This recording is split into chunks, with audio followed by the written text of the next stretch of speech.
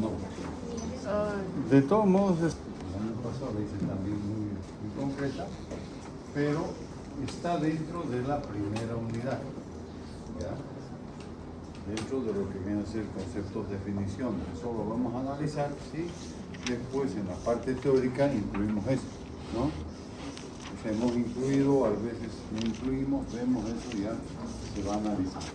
Bueno, en primer lugar, el hablar de inmunología paritaria es decir, los aspectos de los mecanismos inmunológicos que pueden producir los parásitos, ¿no?, sobre el organismo, y por otro lado también los mecanismos de defensa del organismo humano a través de algunos medios. Entonces, generalmente, siempre ha habido un poco de la parte de, llamaremos la inquietud, en cuanto a los aspectos inmunológicos, ¿no? Inclusive las infecciones por parásitos, viendo el aspecto de respuesta del organismo, ya se inició los trabajos clásicos desde 1907, ¿no?, sobre los tripanosomas, ¿no? Entonces, inclusive ya hablando de algo de ello, ¿no? Pero entonces en todo caso fue antes, después ya posteriormente fue la identificación y el descubrimiento digamos, de inmunidad, inclusive ya posteriormente algún autor como Sara Pietro, en inmunología básica, ¿no? En forma general, inclusive hablando de la defensa del organismo frente a los parásitos, ¿no? Como digo, voy a hacer lo más dinámico para poder ir avanzando el proceso, ¿no? Generalmente nos basamos en que el hombre, el individuo, es un huésped apropiado para ciertos parásitos y presenta una resistencia natural para otros. Y generalmente cuando los parásitos logran ingresar al organismo, entonces siempre se van a desarrollar mecanismos de defensa como lo hacen contra bacterias hongos y virus. Ese es el que hemos estudiado. Los parásitos son inmunogénicos, es decir, tienen la capacidad de producir, ¿no?, una respuesta del organismo. Y la respuesta del huésped depende de los mecanismos que se puedan desarrollar, ¿no? En algunos casos también los parásitos van a tener la capacidad de evadir la defensa del huésped. Es decir, van a buscar formas, vamos a hablar en su momento, por ejemplo, del tripanosoma cruzi, los mecanismos por los cuales evade la respuesta, y es por eso que muchas veces vamos a ver que va a estar localizado en el organismo y va a infectar a células con mucha menor capacidad de respuesta. La respuesta inmune se basa sobre todo en la participación de todos los sistemas inmunológicos: la inmunidad humoral, la inmunidad celular, la fagocitosis y el complemento. Generalmente la inmunidad, vamos a hablar un poco también de eso, en qué se basa la inmunidad humoral, la inmunidad celular y el fagocitosis. Todo esto es un mecanismo de defensa que tiene el organismo, ¿ya? Si no, no va a poder defenderse. Cuando las defensas bajan o disminuyen o se alteran, lógicamente eso trae como consecuencia ya un compromiso mucho mayor de los organismos, ¿no? Entonces, se manifiesta la modificación del número. Disminuye el número, disminuye la cantidad de estos parásitos y lógicamente hay una mejor respuesta. Cambios morfológicos, daños estructurales, que el sistema inmunológico dañe la estructura del parásito. Alteraciones en el ritmo de crecimiento, disminuir los ritmos de crecimiento, ¿ya? Después, cambio en la inefectividad, o sea, en la efectividad, perdón, acá es cambio en la infectividad, que sean menos infectantes. Ritmo de crecimiento, alteraciones metabólicas y también que pueda inhibirse la reproducción. Cuando los agentes infecciosos se multiplican o aceleran su reproducción, lógicamente mayor daño al organismo, ¿no? La permanencia de los parásitos en los huéspedes, que hemos dicho muchas veces que inclusive hay una primera clasificación, lo que son los parásitos que pueden ser permanentes y temporales, depende mucho del proceso de adaptación y lo que se encuentra la evasión a la respuesta inmune, que normalmente el huésped desarrolla con ciertos agentes invasores, ¿no? Pues muchas veces va a evadir esa respuesta inmune, vamos a verlo, y esta evasión se consigue de algunas maneras. Invasión de una población de huéspedes con baja respuesta inmune. La resistencia natural de ciertas cepas de ratón. Experimentalmente se vio ciertas cepas de ratones a Leishmania donovani. La Leishmania donovani general es una de las especies que va a producir la leishmaniasis visceral, que es mucho más agresiva para el organismo, ¿no? Se asocia al locus que es LSTUG autonómico del cromosoma de uno de los ratones. Mentalmente se vio y se aplica después dentro de lo que corresponde. La calidad de la respuesta inmune generalmente va a variar un poco y va a ser determinada genéticamente. En su momento, por ejemplo, se habla también, ya se ha visto que en algunos casos el factor genético y el factor inmunológico en un paciente es fundamental para que en la enfermedad de Chagas pueda presentarse en un determinado tiempo lo que son las lesiones cardíacas o digestivas. ¿Ya? Estímulo de la respuesta inmune no protectora. Muchos parásitos despiertan una gran respuesta inmunológica, pero cuando los parásitos son de gran tamaño, esa respuesta no es efectiva al ataque. Por ejemplo, en el caso del Ascaris lumbricoides. Mencioné ya un ejemplo en el cual el Ascaris, por ejemplo, como promedio mide entre 15 a 20 centímetros por 6 milímetros, ¿no? Eso hablamos en algún momento cuando se hablaba de los mecanismos de acción parasitaria.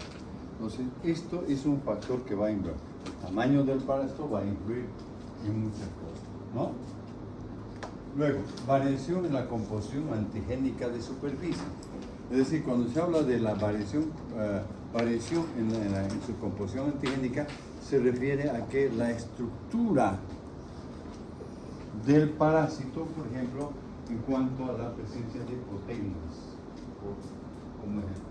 Algunos parásitos como el Trypanosoma cruzi tienen numerosos genes que codifican los antígenos de superficie periódicamente, así como disemionitis, ¿no? Esto explica las ondas de parasitemia del protozoario en el transcurso de la infección. Esto después vamos a comentar algo al respecto cuando veamos la parte correspondiente a Trypanosoma cruzi. ¿Ya? Después, recubrimiento de un disfraz inmune. Algunos parásitos como el esquistosoma, por ejemplo, tienen en cambio, adquieren moléculas antigénicas del huésped. ¿Qué se refiere? Que toman algunas moléculas propias del huésped, entonces está recubriendo y el organismo no va a reconocer, ¿no? También puede haber una interferencia de la respuesta inmune del huésped. Si hay alguna duda, me dicen en el momento, porque muchas veces la parte inmunológica es un poco más, no diré complicada, pero que requiere algún detalle, ¿no? Interferencia en la respuesta inmune, por ejemplo, algunos parásitos llegan a causar un grado de inmunodepresión, como el caso que sucede en las infecciones por Plasmodium falciparum. El Plasmodium falciparum es el agente causante de la malaria, ¿no? Uno de los agentes. Son 4 especies. Una de las especies causantes de la malaria. Realmente el Plasmodium falciparum es uno de los más patógenos virulentos, que es lo que mencionaba. ¿Ya? Entonces, interferencia en la respuesta inmune del hueso. Muchas veces los pacientes llegan a adquirir una respuesta favorable cuando muchas veces han tenido 2 o 3 infecciones por Plasmodium falciparum. ¿Ya? Escape de la vacuola fagocítica del macrófago, que impide la acción lítica de los lisosomas. O sea, escapa y los macrófagos son una variedad de células que muchas veces lo que hacen, engloban las partículas antigénicas o partículas correspondientes a los agentes microbianos, ¿no? Y hace que pueda escapar de eso. Algunos protozoarios de localización intracelular, como puede ser Toxoplasma gondii y Trypanosoma cruzi, aquí está la enfermedad de Chagas, ¿no? Leishmania donovani, impiden ser atacados en ese caso y ocasionan destrucción de las células del hueso. En su momento vamos a ver cabalmente de que la leishmania, por ejemplo, va a producir destrucción de las células del hueso. Puede ocurrir en la leishmania, por ejemplo, brasiliensis o mexicana, que va a producir la leishmania cutánea o cutánea mucosa. La leishmania donovani, igual como también generalmente es la que va a producir la leishmaniasis visceral, que más adelante vamos a entender es acá, ¿no? El sistema inmunológico generalmente hay varios órganos desarrollados, interviene la médula ósea, las placas epiteliales, el vaso, el timo inicialmente, en la posición de las amígdalas, ¿no? Muchas veces hay pacientes que tienen las infecciones amigdalares y tienen que ser retiradas, pero sin embargo ya porque han sufrido una serie de faringoamigdalitis, ¿no? Muchos parásitos, si estoy yendo muy rápido alguna cosa me dicen por favor, ¿no? Pero muchos parásitos, por ejemplo, al evadir lo que decía la respuesta inmune, conviven con el huésped sin dejarse eliminar. Una adaptación se mimetiza, ¿no? Durante tiempo prolongado y pueden permanecer habitualmente en estado latente. Muchas veces el parásito va a estar en un estado latente en el organismo y está relacionado con eso. Ahora, si el huésped sufre un deterioro del estado inmunitario, que en muchos casos, el parásito adopta la condición de oportunista, ¿no? Puede salir y diseminarse en diferentes tejidos, ¿no? Y momento en el cual causa lesiones o síntomas.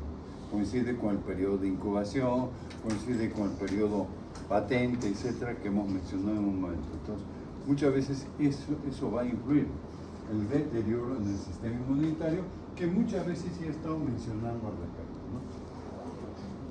¿Se va entendiendo? Okay.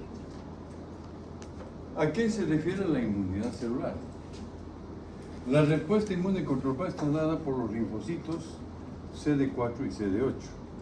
Los linfocitos en cierta forma vienen a ser como los primeros en el sistema de defensa, que van a ir a reconocer y van a leer la estructura de un agente infeccioso para inmediatamente pasar la información a los linfocitos B, ¿no? Y en este caso participan también, hay un grupo de células llamadas NK, que se llama Natural Killer, que van a actuar directamente eliminando.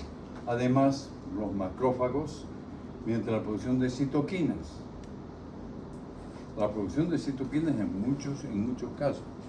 Alguna vez, por ejemplo, seguramente escucharon en su momento, a partir del 2020, 2021, lo que llamaban de tormenta de citoquinas en la infección por el COVID, coronavirus, ¿no? Pero sin embargo, proteínas de bajo peso molecular que influyen sobre la función de otras células. Como digo, la parte inmunológica en general, inmunología como tal, es un poco más compleja. Hay también, por ejemplo, el inmunólogo clínico, que va a ir entendiendo todos estos aspectos y la importancia de las enfermedades inmunológicas o las enfermedades autoinmunes, ¿no? Entonces, van a afectar en esa forma y sobre la función de otras células, linfocitos T, linfocitos B, macrófagos, monocitos y fibroblastos. No requiere que aprendamos todas las características, pero tener una idea muy general de lo que es la parte de la inmunología parasitaria. Entonces acá interviene un grupo de células, ¿no? Por lo que es el linfocito CD4 y CD8, que en algún momento se hacen también, por ejemplo, los recuentos de linfocitos. Eso se comenzó a partir de los años 80, posteriormente a la década del 80 o 90. ¿Por qué? Porque tiene relación, por ejemplo, con otro tipo de enfermedad. El recuento de linfocitos y la carga viral, por ejemplo, en la infección por el VIH, es fundamental para el manejo de lo que es La medicación, los antirretrovirales. ¿Ya? No es caso, pero yo siempre voy poniendo el nombre. Ahora, generalmente las citoquinas más importantes están formadas por las interleuquinas, el interferón, el factor de necrosis tisular y el factor formador de colonias. Colonias de células que van a ir a actuar directamente sobre los parásitos. Y las infecciones por protozoarios de localización intracelular, como la leishmania, el tipo de respuesta inmune es dependiente de la activación selectiva de líneas celulares, de los linfocitos T y CD4, por ejemplo, ¿no? Interviene, es importante la inmunología en el caso de la leishmania, ¿no? Sobre todo la leishmaniasis visceral, o cuando va a ocurrir, también va a ocurrir en un momento, la coinfección de leishmaniasis y la infección por el VIH. Entonces se dan cuenta que eso va a afectar en el desarrollo de la enfermedad, ¿no? Acá tenemos un poco una imagen CD8, CD4, linfocito B. Muchas veces el CD8 y CD4 va a actuar directamente sobre el linfocito B para que después produzca los plasmocitos y puedan actuar directamente, ¿no? Entonces, aquí está la formación que se tiene, por ejemplo, a nivel medular, la línea linfoide, la línea mieloide, para la producción de los diferentes grupos de células, ¿no?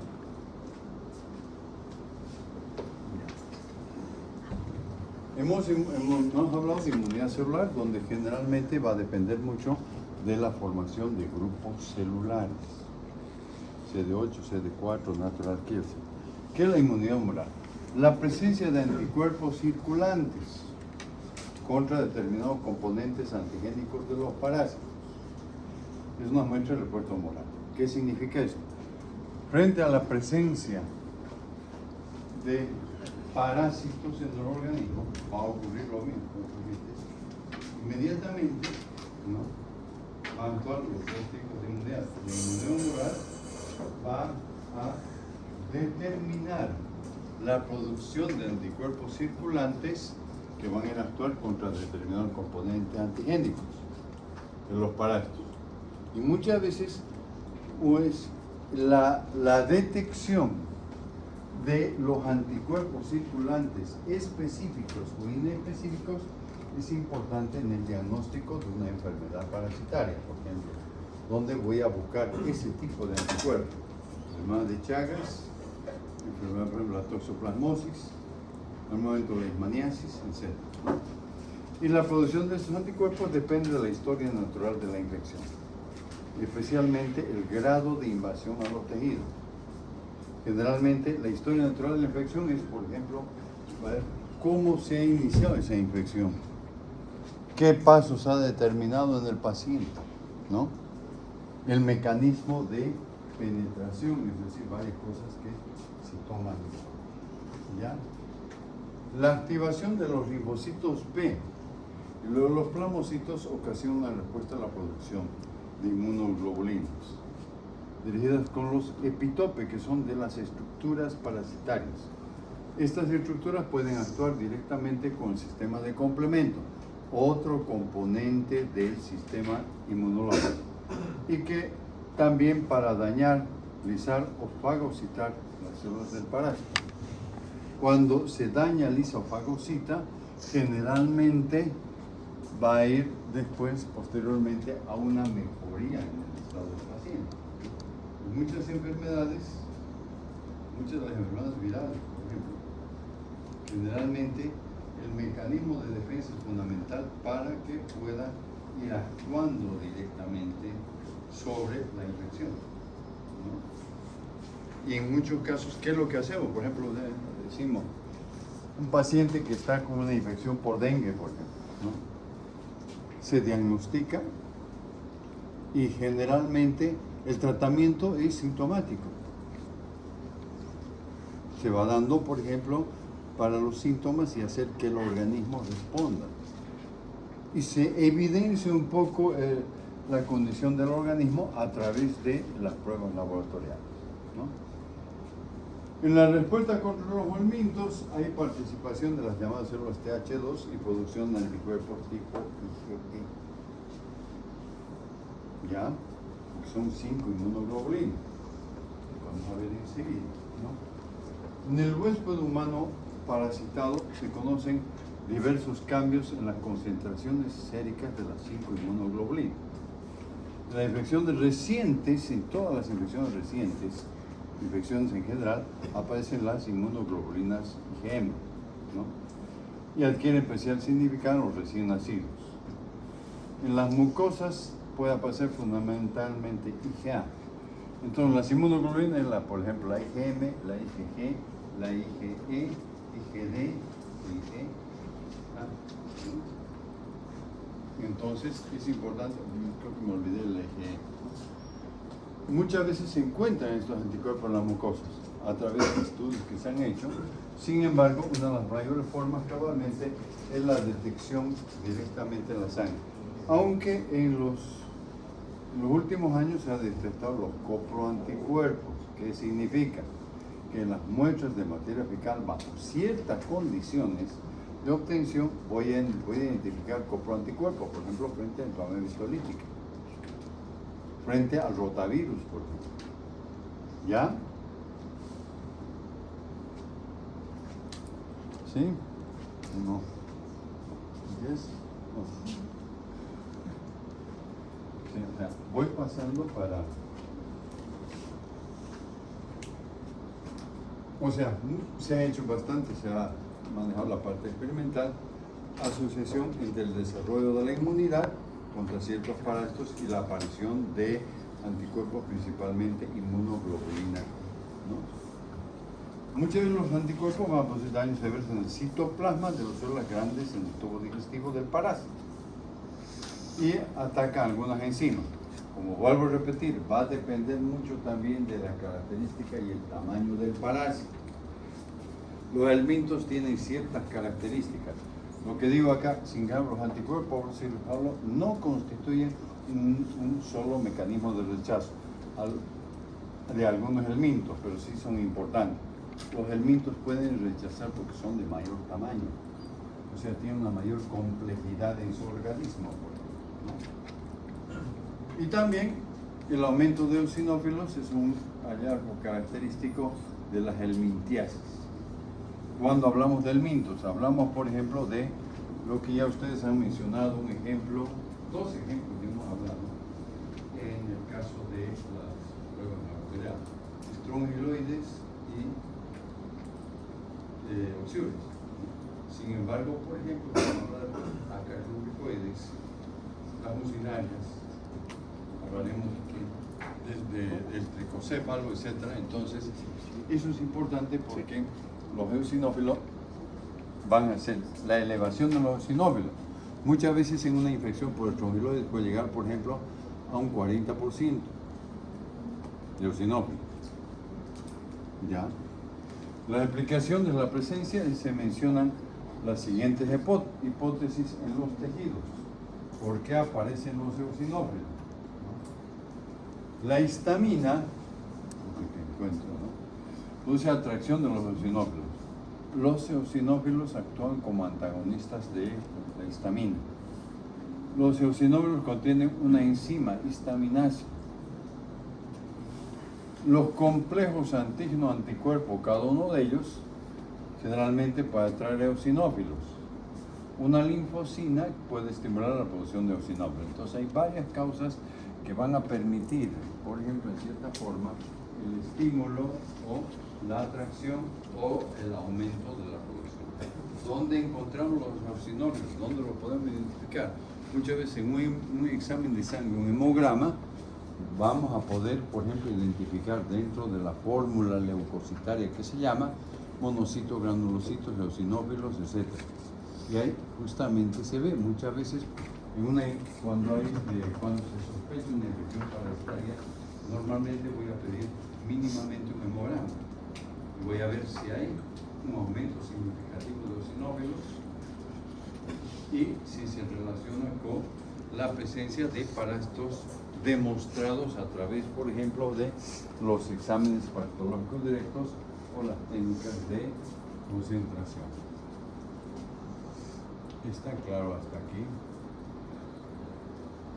Sé que esto es un poco más detallado, ¿no? ¿Cómo lo ven? ¿Tiene un poco más de detalle o de cierta complejidad? No creo. No creo mucho, pero va.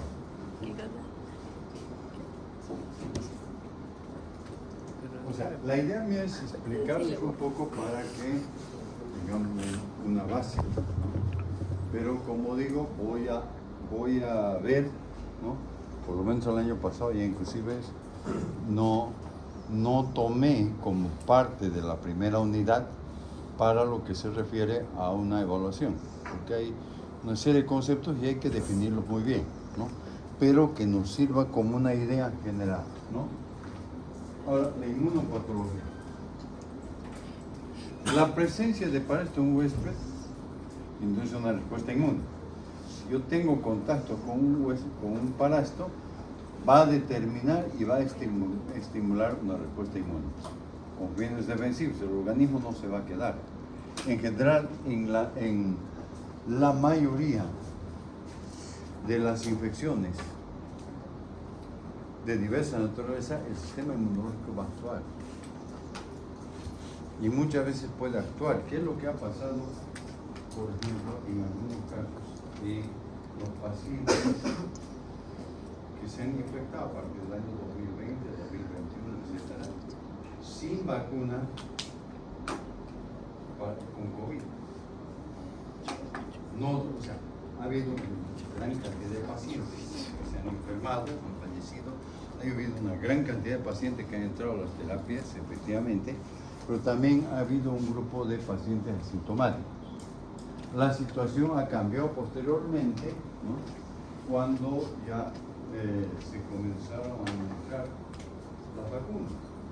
Al principio inclusive había las dudas porque se lanzó muy rápidamente, pero con los equipos actualmente que hay, inclusive con todo lo que es, por ejemplo, la parte del PCR, es mucho más fácil medir la respuesta y ver, y eso ha determinado, por ejemplo, que después todos nosotros nos vacunemos, o alguien no se vacunó para el COVID. No sé. Porque nadie nos obligaba, pero ¿por qué nos vacunamos? A mí me obligaron. ¿Al azar? ¿O porque vimos No, en el que colegio me dijeron, el vacunarnos nos daba si no te vacunaban no te daban tu nota. una defensa, ¿verdad? Y que si adquiríamos la enfermedad podría ser mucho más atenuada o más leve. Han habido pacientes que vacunados que han entrado muchas veces también en una terapia. ¿Por qué? Porque generalmente tenían lo que llaman enfermedad de base, diabéticos, con sobrepeso, etc., pero es un grupo. Pero en la parte de los jóvenes, en general, la respuesta es mucho más favorable, ¿no? Pongo algunos ejemplos. Dos, mecanismos defensivos, lo que no siempre se logra. En algunos casos, lo que llaman la patogenia de la enfermedad, la capacidad de producir daño en el organismo, se debe a ciertas reacciones inmunológicas no deseadas que ocurren simultáneamente, ¿no? O también, por ejemplo, consecutivamente con procesos defensivos. En varios parásitos y helmintos que tienen una larga vida y causan infecciones crónicas. Entonces, muchas veces es bastante difícil la respuesta, ¿no? Siempre varias infecciones parasitarias se acompañan de hipersensibilidad de tipo inmediato o retardado. Esto se produce, por ejemplo, con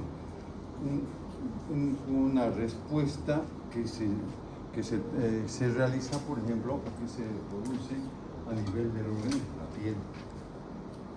La presencia, por ejemplo, y en algunos casos ya sensibilidad con ciertos elementos, un choque anafiláctico, mediante inyecciones intravenosas de antígenos homólogos.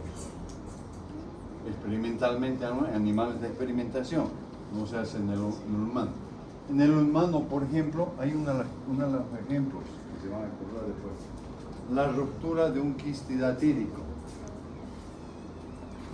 El quiste datídico realmente está producido por larvas de un cestodo, equinococos granulosos en general, equinococos multiloculares, generalmente de una evolución muy larga y generalmente conlleva, por ejemplo, la presencia de una estructura quística a nivel del hígado y pulmón. En el tratamiento hay que tender a retirar ese quiste porque no responde a la acción de los antiparasitarios.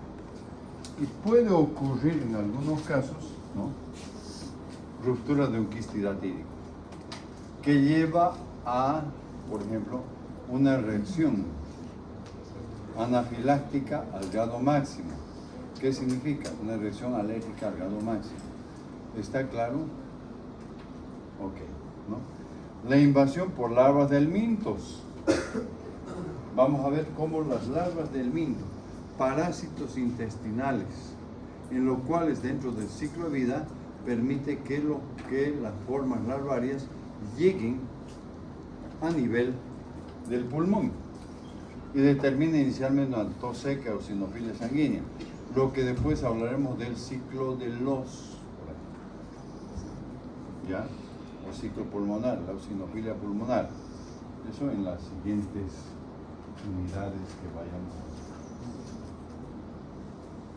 La eosinofilia tropical o pulmón eosinofílico, ¿no?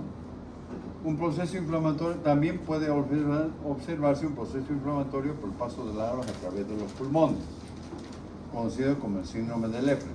Presencia masiva de larvas, por ejemplo, de Tromiloides escurales a nivel de los pulmones, determina lo que llama un síndrome de Leffler, que es, generalmente hay un compromiso de tipo pulmonar. Hay otro, es el síndrome de migración larvaria visceral.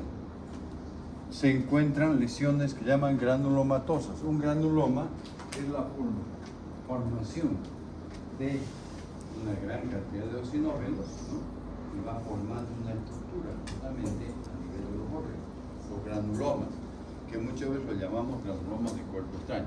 Y esto es el síndrome de migración larvaria visceral, por ejemplo, y en su momento hablaremos de la toxocariasis, ¿ya?, y produce una eosinofilia. Generalmente es para poder entender por qué se va formando el gránulo. ¿Ya? Hasta aquí alguna...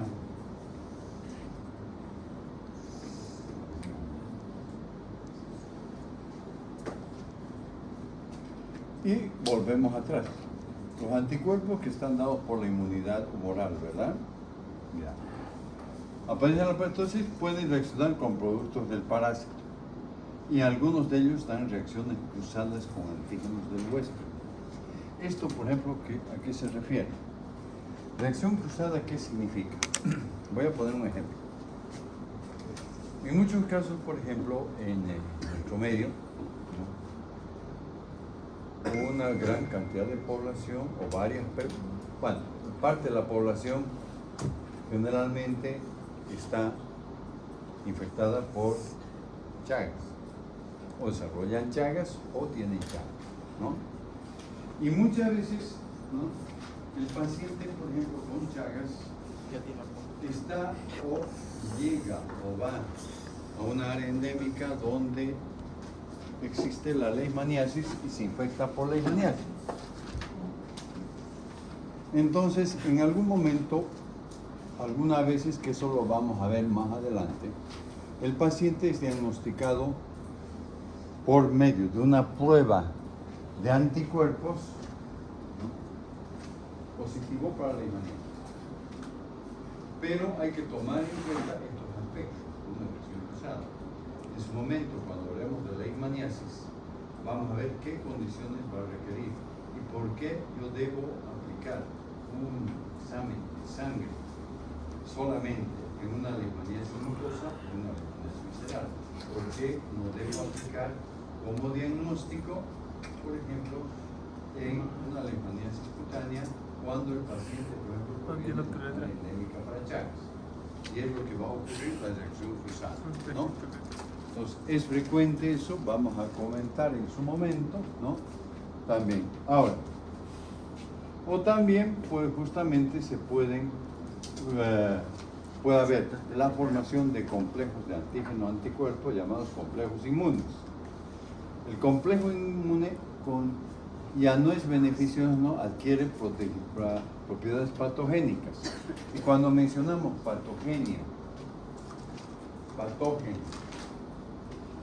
o mecanismo patogénico, estamos hablando de que los parásitos, por ejemplo, van a afectar al organismo y van a producir un daño en la célula, en el tejido, en el órgano.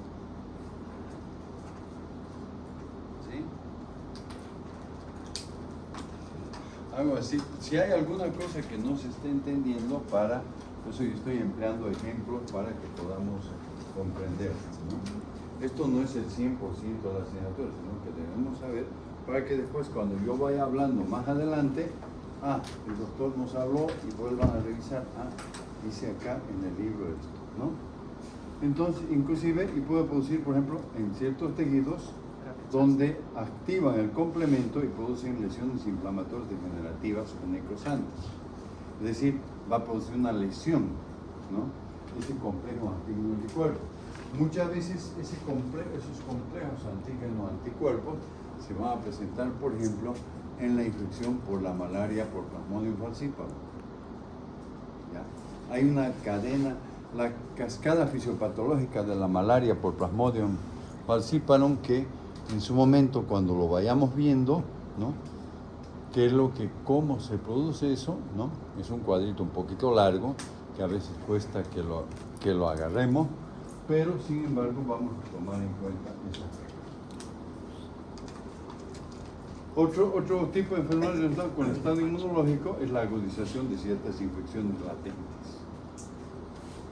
Inmunodeficiencias congénitas adquiridas o inducidas por medicamentos inmunosupresores.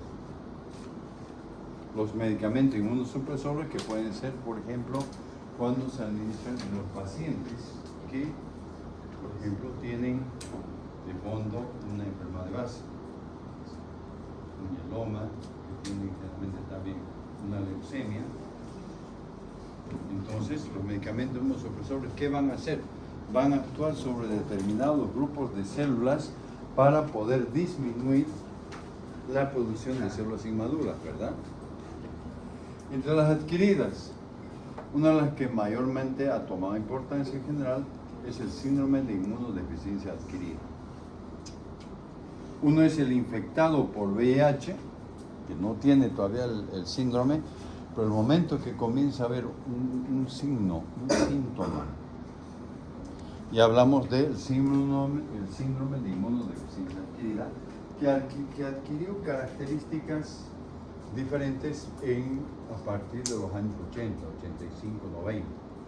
Actualmente no es que sea superado porque siguen habiendo pacientes, pero las alternativas en cuanto a la utilización de los medicamentos específicos antirretrovirales han mejorado la situación.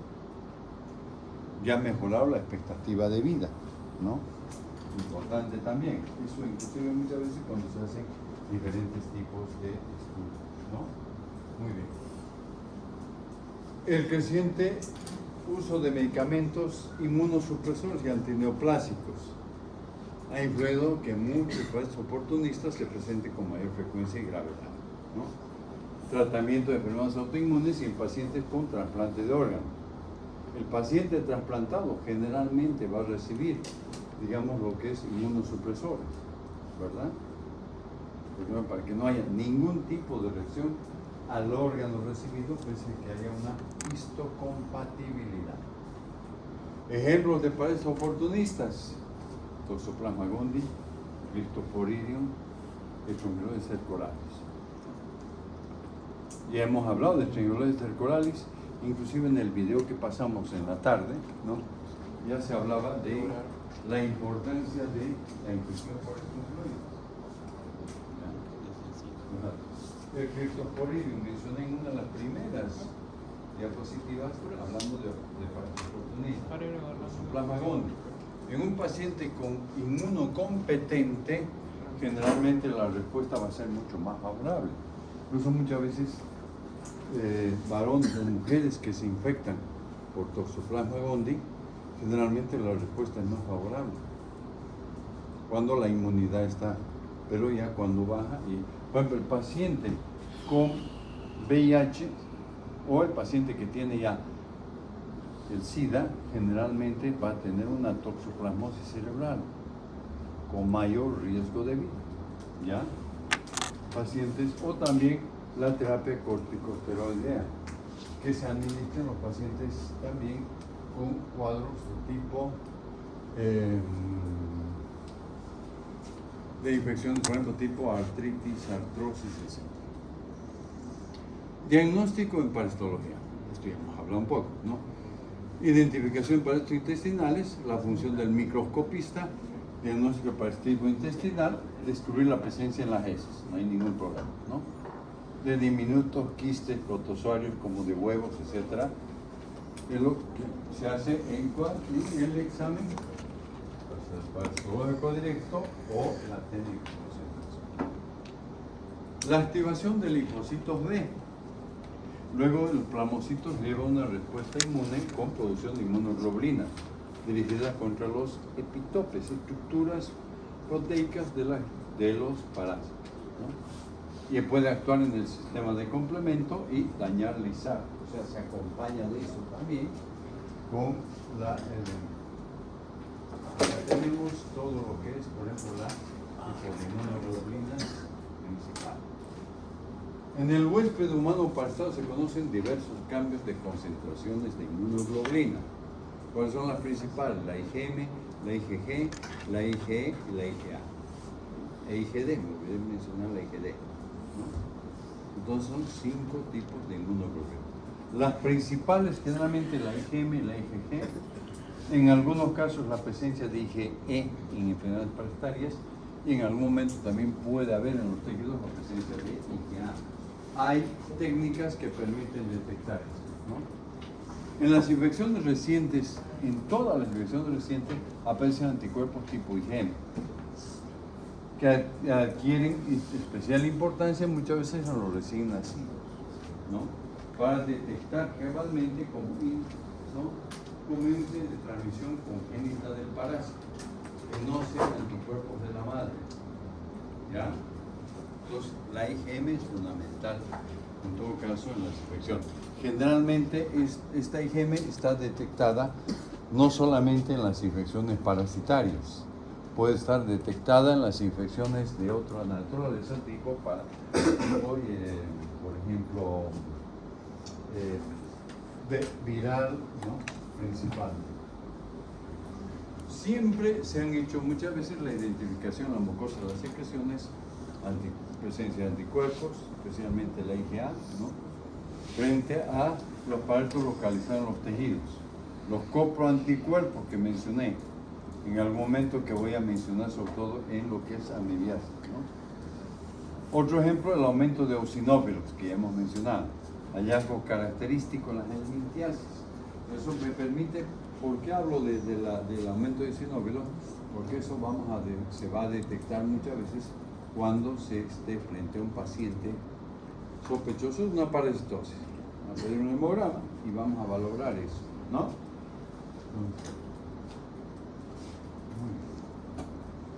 La eosinofilia también puede estar presente en una lesión alérgica, desencadenada por la presencia de parásitos, antígenos, ¿no? O muchas veces en los tejidos donde mueven las larvas de parásitos y estas desintegran, forman los granulomas eosinofílicos, estructuras de tipo, o sea, el granuloma es una estructura redondeada formada por la destrucción de las larvas y la presencia de eosinófilos.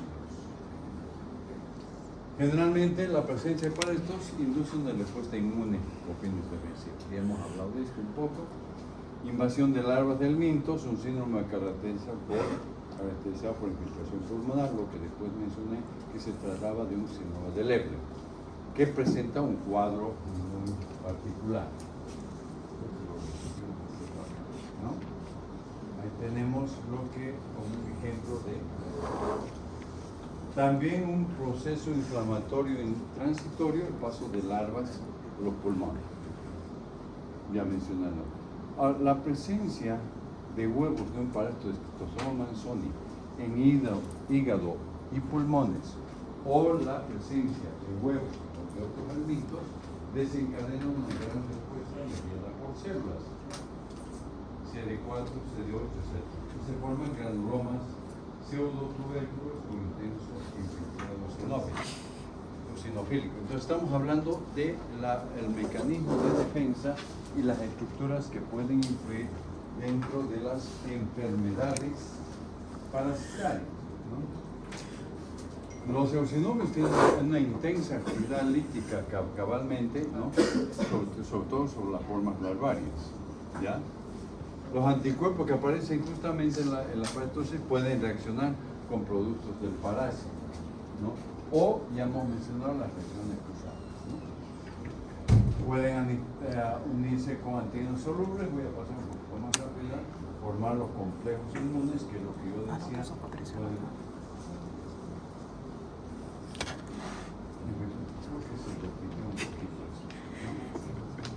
El desarrollo de metas se repitió lo que hemos hablado ya. Y eso ha llevado al desarrollo de métodos inmunológicos que juegan un papel importante en los diagnósticos. ¿Qué es lo que hemos mencionado en las clases prácticas? Hemos hablado de exámenes parasitológicos directos, ¿verdad? Hemos hablado de técnicas de concentración, ¿verdad? Técnica Barman, etc. Pero también, en muchas de las otras, vamos a hablar de los métodos inmunológicos o el diagnóstico de enfermedades parasitarias a través de medir los anticuerpos. Las reacciones serológicas tuvieron un valor limitado, pero actualmente ya tiene lo que se llama especificidad, sensibilidad y reproductibilidad, ¿no? Es decir, que puedan despertar. Las técnicas inmunológicas empleadas en el diagnóstico de enfermedades parasitarias, por ejemplo, son las mismas existentes de otras infecciones. Varían de acuerdo a, por ejemplo, las técnicas empleadas. Precipitinas, aglutininas, anticuerpos fijadores de complemento, opsoninas, lisinas, anticuerpos fluorescentes. Actualmente, por ejemplo, precipitinas, aglutininas, anticuerpos fijadores de complemento, ¿no? Han pasado a un segundo plano. ¿Por qué? Porque actualmente hay, por ejemplo, la hemaglutinación indirecta, la inmunofluorescencia indirecta, el test de ELISA. Deben escuchar en algún momento que alguien ha mencionado el test de ELISA, ¿no? Y son técnicas, por ejemplo, que se van empleando. El inmunoblot, por ejemplo, en cisticercosis, que en el momento explicaremos también un poco al respecto, ¿no? Muy bien.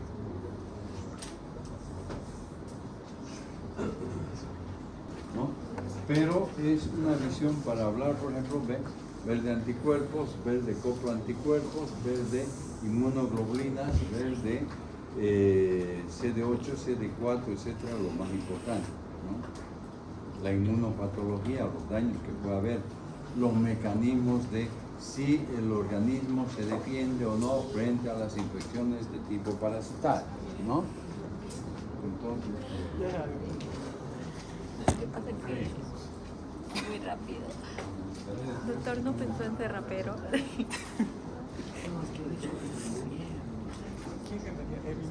Eminem o el otro. mucho más adelante, en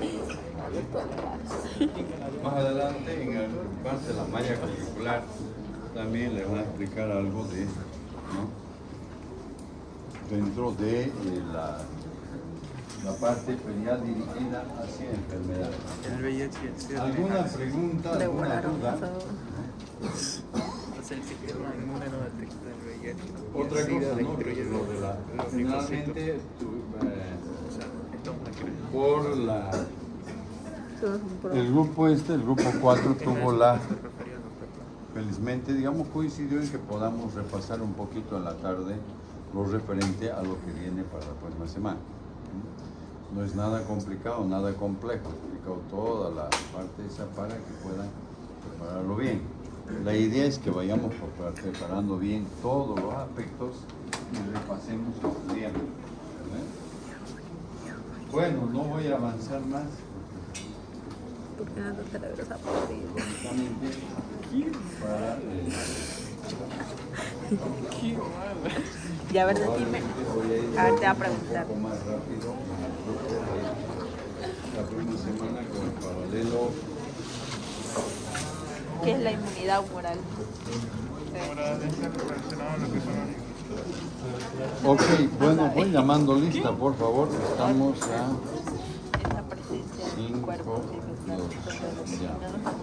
ya. Santiago Alemán. No vino el alemán, no vino. Belén Eunice Ampuero. No sé, solo se de la NK. María Fernanda Arispe.